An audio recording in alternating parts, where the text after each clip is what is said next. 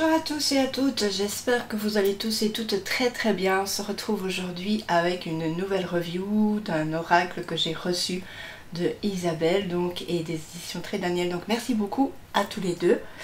Alors je profite donc d'une accalmie un petit peu moins chaude, voilà, parce que ces 3 derniers jours ont été vraiment insupportables. Comment dire, j'avais l'impression de vivre en enfer. Pour vous présenter cet oracle qui s'appelle l'oracle de l'aigle blanc, donc vivre au quotidien la sagesse des Indiens d'Amérique. Et c'est de Wananichi et Eliana Harvey. Alors, donc on a un très gros boîtier, grand boîtier du moins, voilà, il fait à peu près 2 fois ma main. Et sur les côtés, ça s'ouvre comme ceci, donc avec une petite languette, on n'a qu'à tirer, hop, et voilà.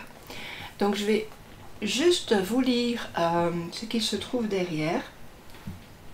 L'aigle blanc est l'oiseau symbole des plus hautes aspirations spirituelles. Wananichi, en langage lakota, celui dont ont besoin les autres, est l'un des rares chamans indiens souhaitant transmettre la sagesse originelle des enseignements sacrés des Indiens d'Amérique du Nord.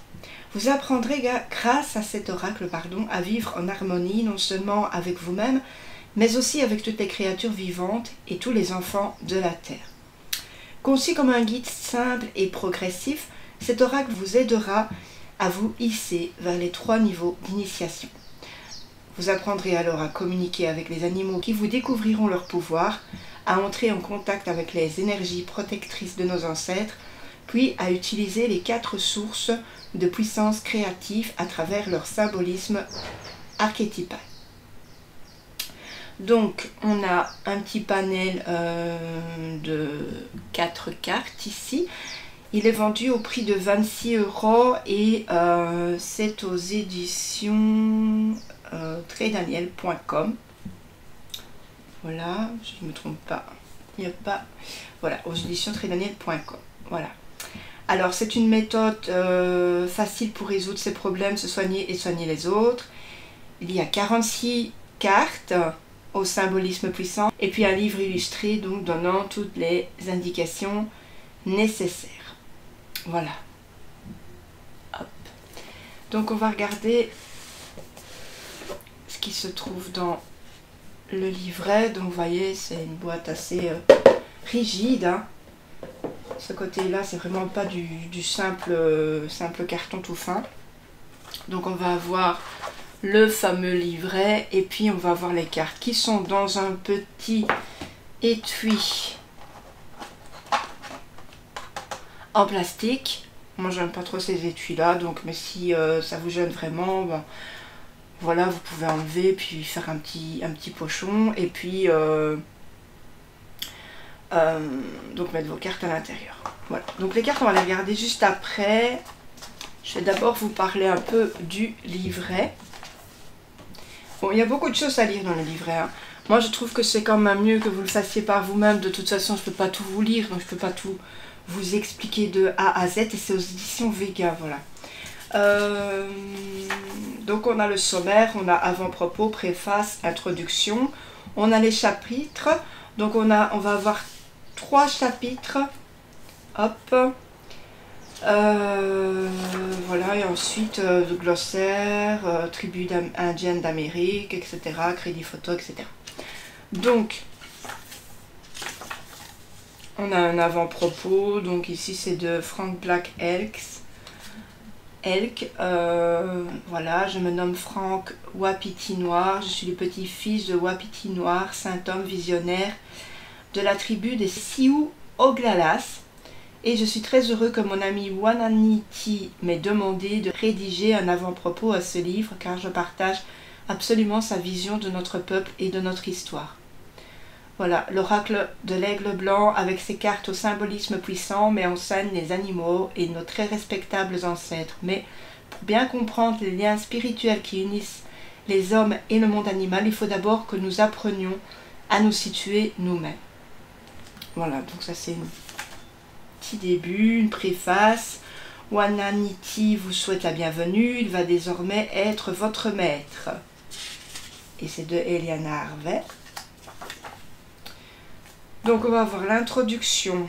Donc je vous lirai à chaque fois une petite ligne. Wananichi est paisiblement assis devant un feu de camp qui éclaire les traits fins de son visage et fait briller ses yeux empreints de bonté. Il porte une chemise légère réservée aux cérémonies et l'étendard orné de franges et de magnifiques motifs qui vient souligner la lueur des flammes. Voilà, etc. Donc on va un petit peu planter le décor, moi j'ai envie de dire. Alors, l'oracle de l'aigle blanc, hélas mon ami, même si l'enseignement de maître à élève perdure au sein de mon peuple, bien peu de jeunes gens se montrent capables de recevoir les vestiges de nos traditions et de s'y conformer. Alors, la roue, Wananichi se penche et ramasse avec précaution 8 petits cailloux dans la poussière rouge que foulent ses pieds. Il les dispose ensuite solennellement en cercle. Ensuite, on va voir les cartes et leur utilisation. Les cartes qui accompagnent ce livre représentent des animaux, des ancêtres masculins et féminins, des totems, qui seront vos maîtres et vous apporteront la connaissance et la sagesse. Donc, cartes que je vous montrerai après. Ensuite, on va avoir donc les 3 chapitres. On va voir le premier chapitre, ça va être le chapitre novice. Donc, c'est quand vous débutez. Voilà. Parce qu'il faut savoir que vous allez faire d'abord les premiers exercices. Exercices entre guillemets, il va y avoir aussi des tirages. Ensuite, quand vous allez être bien à l'aise au niveau du novice, vous allez pouvoir passer le palier suivant qui sera le disciple. Et ainsi de suite jusque l'initié. Voilà. Et au fur et à mesure, vous allez bien comprendre tout ce qui se passe. Et tout ce que vous allez pouvoir travailler avec cet oracle. Donc un chemin de beauté en progressant dans la connaissance, imaginez de toutes vos forces que je suis présent à vos côtés, que je vous guide et que vos maîtres sont bien réels. Voilà, enseignement du novice, donc voilà, c'est le premier chapitre. On va avoir quelque chose d'assez long qui va nous expliquer beaucoup de choses. Donc par exemple ici, Wananichi remet quelques bûches dans le feu et des étincelles s'envolent dans le ciel nocturne. Il a un sourire rassurant. Nous allons partir ensemble pour un grand voyage, mais commençons par le début, c'est-à-dire avec les enfants de la terre-mère elle-même. Donc voilà, vous voyez.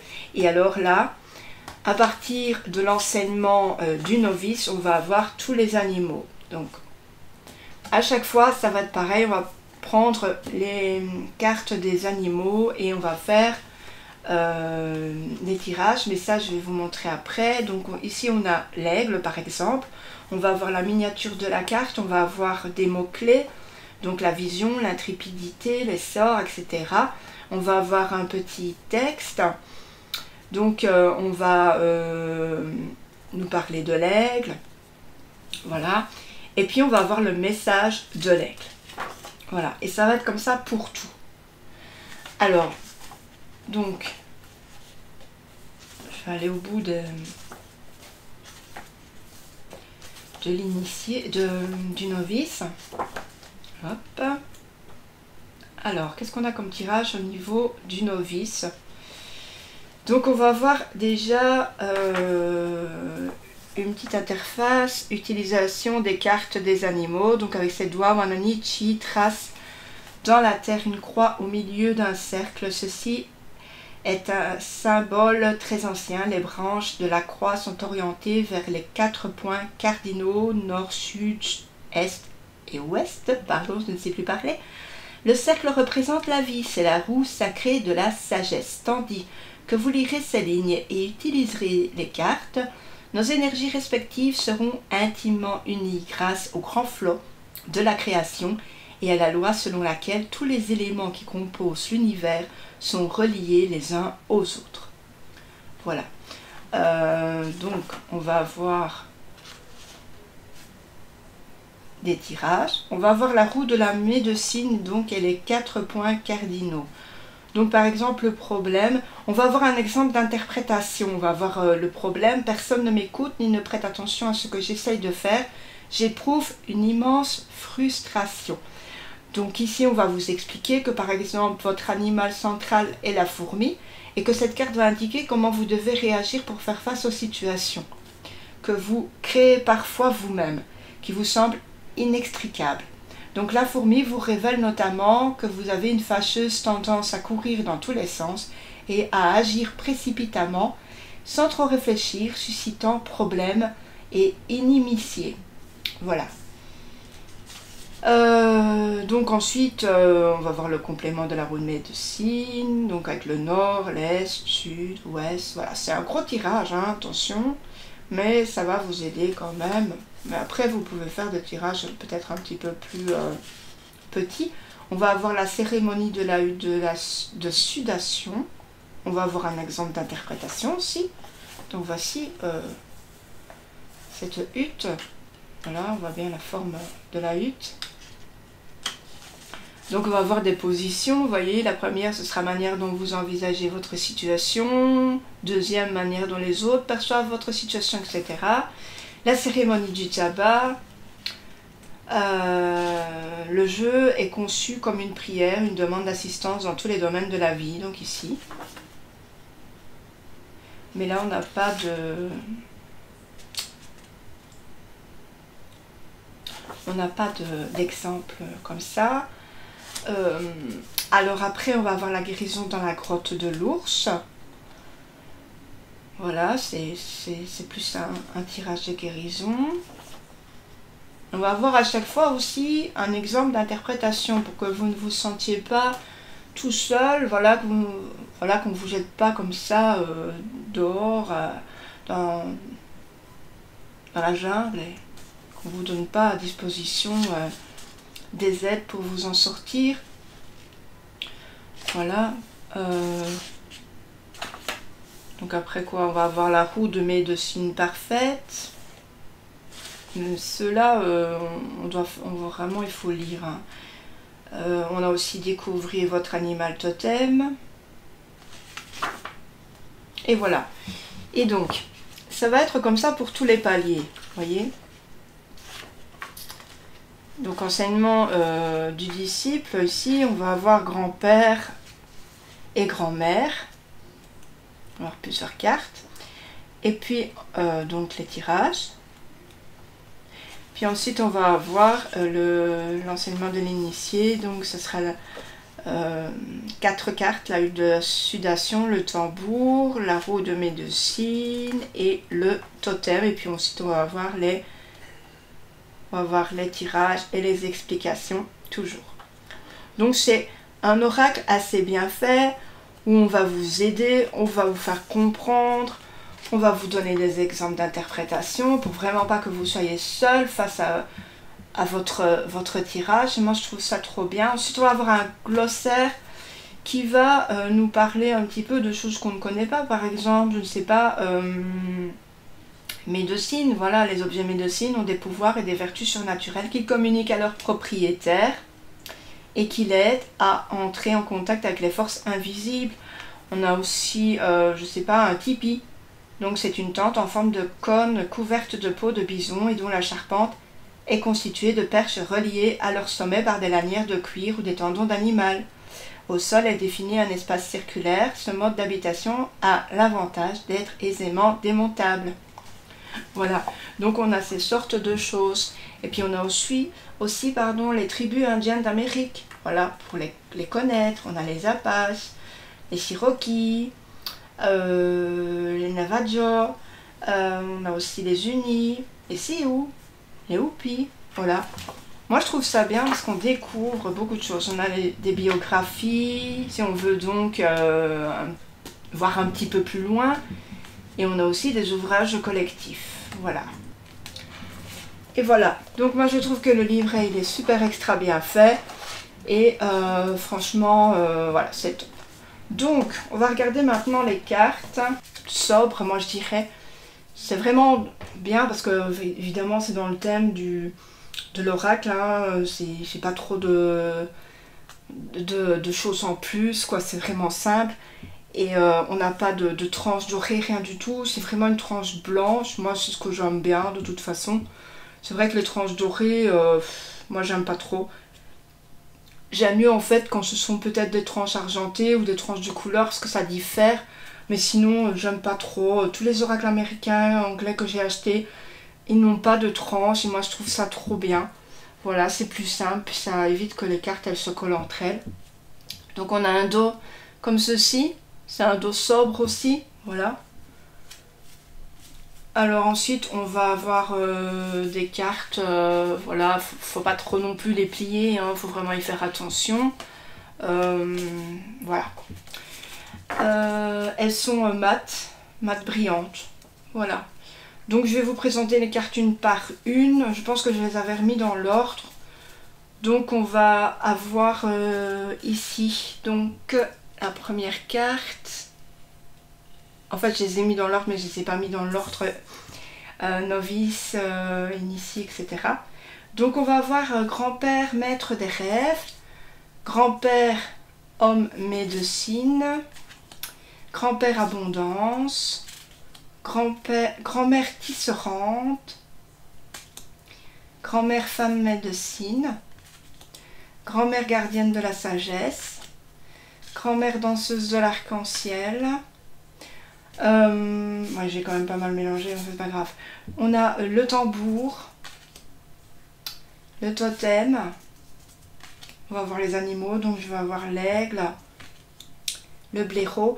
Alors il faut savoir que ici on a un petit médaillon en plus sur la carte. Donc c'est une broderie. Je l'ai lu hein, parce que j'ai lu un petit peu le livre quand même. Et ce sont des broderies, il faut 2 jours pour les faire. Donc moi je trouve ça, je vais faire un petit peu le zoom, parce que voilà on voit pas bien, voilà maintenant ça va mieux. Je trouve ça vraiment très très très beau, c'est vraiment très joli, c'est vraiment magnifique. Et donc on a un médaillon pour tous les animaux au niveau de ça.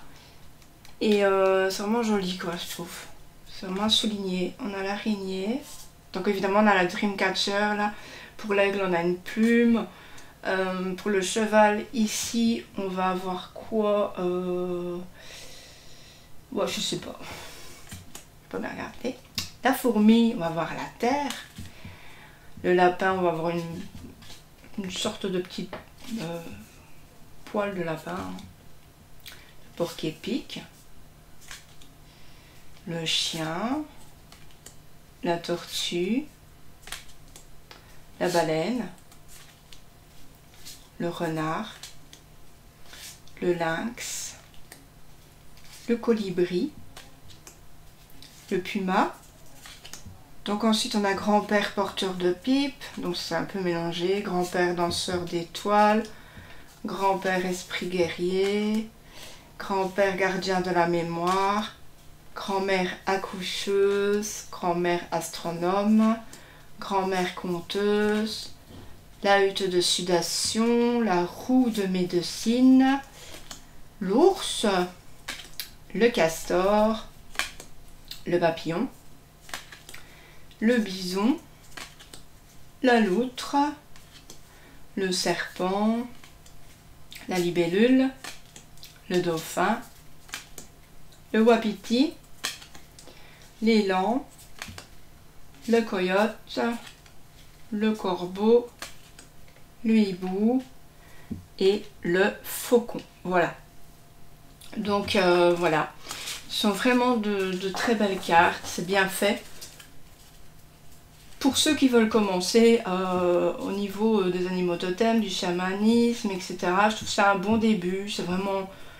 C'est facile, y a certains oracles qui sont pas très simples du tout. J'ai l'oracle du chaman, mais vraiment qui est trop difficile. D'ailleurs, je m'en sépare parce que je peux vraiment pas interpréter, c'est trop dur. Donc je pensais que j'y serais arrivée, mais bon, je l'ai acheté pour rien, quoi, parce que voilà, ça va pas du tout. Donc dites-moi en commentaire ce que vous en pensez de cet oracle. Je peux peut-être juste pour le fun, on va regarder ce que le corbeau raconte, parce que moi j'aime beaucoup les corbeaux, je les adore, ce sont de très jolis magiciens. On va regarder ce que ça dit. Voilà, je regarde dans le livre, hein, 66. Hop. Alors, donc on a ici mysticisme, magie, clairvoyance, le corbeau avec circonspection, s'approche de toi. Il sait du néant faire jaillir la vérité issue de sa clairvoyance. Donc je vais repasser par derrière et je vais dire mieux. Alors, le corbeau est perçu comme un animal magique et mystérieux dans de très nombreuses traditions. C'est une sentinelle de la nuit qui annonce la lumière. Sur la photo, on peut voir un bâton cérémoniel à pages surmonté d'une tête de corbeau. Elle est maintenue aux manches en bois de cerf par des bandes de cuir. Des sabots de daim pendent au bout des lanières ornées de perles. C'est un bâton extrêmement puissant utilisé par le sorcier ou l'homme médecine. 4 corbeaux viennent de se poser au sol. Voyez comme ils se tiennent bien alignés, tels des sentinelles. Bel oiseau au plumage noir, agrémenté de reflets bleu nuit, le corbeau possède un bec redoutable. Le corbeau étant celui qui apporte la lumière au sein des ténèbres, il est honoré dans de nombreuses cultures, inspirant parfois davantage de peur que de respect. Il apporte en effet autant de bien que de maléfices. Pour nous les Indiens, la couleur noire est symbole riche de signification, mais elle n'est jamais associée à quelque chose de mauvais. Au contraire, nous voyons le corbeau comme un être qui plonge dans l'inconnu en quête de réponses et découvre les voies qui mènent au monde spirituel. Il rapporte alors de ses voyages dans les royaumes de l'au-delà des connaissances fabuleuses. Nous pensons qu'il est capable de complètement se métamorphoser, ce qui lui permet de pénétrer où il veut. Certains hommes médecine ont le pouvoir de se transformer en cet oiseau.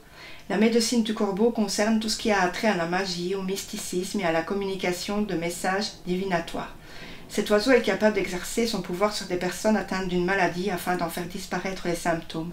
On peut donc invoquer ces pouvoirs pour redonner force et courage à ceux qui luttent contre la maladie ou la mort. Il instaure en outre l'unité issue du grand esprit. À ce titre, il est aussi le gardien de la pureté. C'est une sorte de protecteur de l'environnement qui combat toutes les pollutions menaçant l'humanité. Et le message du corbeau est celui-ci.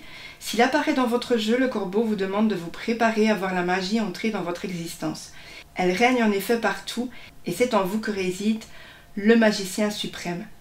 Retrouvez le chemin de votre monde intérieur, ce territoire protégé d'où jaillira la magie, et vous poserez sur le monde le même regard alors que le corbeau. Ce faisant, vous guérirez les plus anciennes blessures. En tout cas, je trouve que le message est super extra bien fait. Voilà, moi j'adore les corbeaux. Franchement, quand je les vois, ils m'inspirent vraiment confiance. Je sais que je peux compter sur eux. Voilà, c'est tout ce qui m'inspire, les corbeaux. Je les adore, ils sont beaux. Voilà, ils sont exceptionnels. Donc, je vous laisse. N'hésitez surtout pas à me liker ma petite vidéo, à vous abonner, à commenter aussi, à partager. Moi je vous fais d'énormes bisous, surtout prenez bien soin de vous, faites attention à la chaleur. À très bientôt, ciao ciao, salut.